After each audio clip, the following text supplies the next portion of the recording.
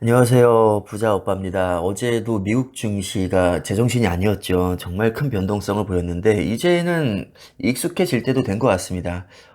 차라리 마음을 비우고, 에이, 당분간 돈 벌기 글렀으니까 그냥 수량이나 많이 모아놓자. 이렇게 생각을 하시는 게 어떨까? 저는 개인적으로 그렇게 생각하려고 많이 노력을 하고 있습니다. 결과적으로 다우존스는 보합이었고 나스닥 2% 하락, S&P 500 0.7% 하락으로 정규장은 마감이 됐습니다. 자, 그런데 어제 또 장 마감 후에 메타의 실적 발표가 있었죠. 굳이 제가 장황하게 설명할 필요 없이 그냥 이거 하나 보여드리면 끝날 것 같은데요. 어제 장 마감 후에 메타의 주가가 마이너스 19.66%, 거의 20% 폭락했습니다. 심지어 장중에도 5.6%나 빠졌는데 어제 메타뿐만 아니라 메타의 하루 앞서 실적 발표를 했던 마이크로소프트와 구글도 굉장히 많이 빠졌습니다. 마소는 7.7%, 구글 거의 10% 폭락했죠.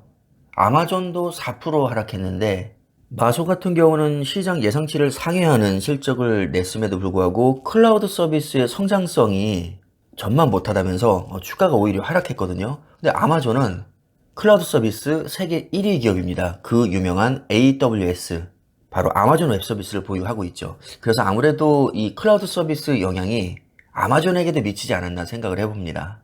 공교롭게도 구글도 클라우드 서비스 3위 업체입니다. 그러니까 아마존이 1위, 마소가 2위, 구글이 3위 업체가 되는 거죠. 그나마 애플은 선방을 하긴 했지만 그래도 애플도 거의 2% 빠졌고요.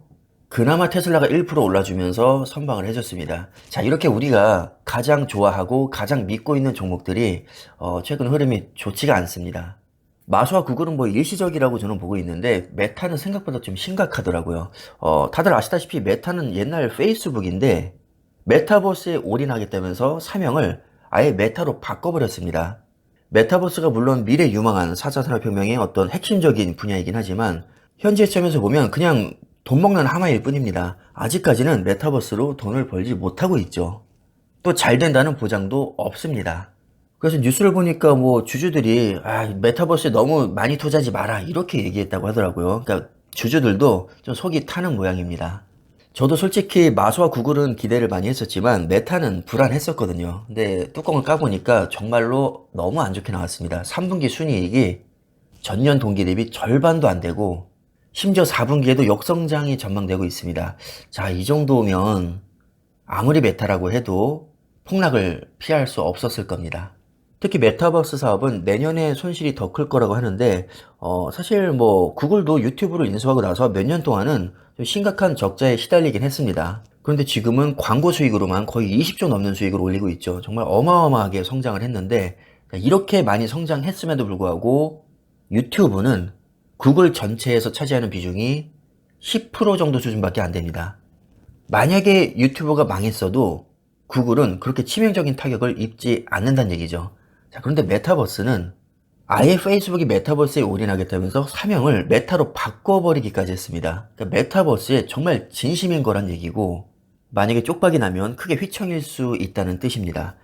상황이 완전히 다르기 때문에 구글이 유튜브를 인수해서 적자에 시달리다가 대박을 냈으니까 메타도 지금은 힘들어도 버티면 결국 좋은 날 올 것이다. 저는 솔직히 이렇게 말씀을 못 드리겠습니다.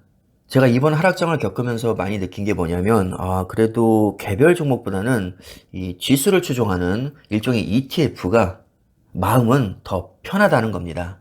심지어 3배 레버리지인 TQQQ가 저는 메타 개별 종목보다 더 안전하게 느껴집니다. 자, 실제로 시간의 거래에서 메타가 20% 폭락했는데 TQ는 오히려 1%가 올랐습니다. 왜냐하면 이 TQQQ는 100종목에 분산 투자하는 ETF이기 때문입니다. 그러니까 메타가 완전히 나락을 갔어도 나머지 99개 종목이 받쳐주기 때문에 이 상품 자체에는 그렇게 큰 영향을 주지 못했다는 거죠. 반도체 3배짜리 속술도 마찬가지로 시간에 걸려서 오히려 2.5%가 올랐습니다. 세계적인 초우량주인 구글, 마소, 메타가 다 나락을 갔는데 그렇게 위험하다고 하는 3배 레버리지인 TQ와 속슬은 정규장에서도 하락폭이 생각보다 크지 않았고 오히려 시간에 걸려서는 상승을 해줬단 말이죠. 자, 이것으로 봐서도 우리가 너무 레버리지라는 이유만으로 거부감을 가질 필요는 없다고 봅니다. 철저하게 분할 매수로 대응하면 수익률 그렇게 나락가지 않습니다. 물론 연초 대비 수익률만 보면 좀 처참하긴 합니다. 속슬이 87% 빠졌고요. TQ 마이너스 75%, 메타 마이너스 61%, 넷플릭스는 딱 반토막이 났습니다. 자, 분명히 연초 대비 수익률만 보면 TQ와 속슬이 좀 심하게 빠진 거는 사실입니다. 자, 그런데 메타 마이너스 61%, 넷플릭스 마이너스 50%, 망한 거는 내한 가지입니다. 61% 빠진 거나 75% 빠진 거나 뭐 그렇게 큰 차이가 있을까요? 제 눈에는 그냥 똑같이 망한 것으로 보입니다. 그런데 놀랍게도 기간을 5년으로 더 길게 보면 오히려 TQ 수익률이 가장 좋습니다. 플러스 97%. 장기 투자하면 안 된다고 하는데 오히려 투자 기간을 길게 보니까 TQ가 수익률이 팍 올라갑니다. 넷플릭스는 49%, 속설은 마이너스 5%, 메타 마이너스 27%. 자, 오히려 5년 성과를 보니까 메타보다 TQ와 속설이 더 좋습니다.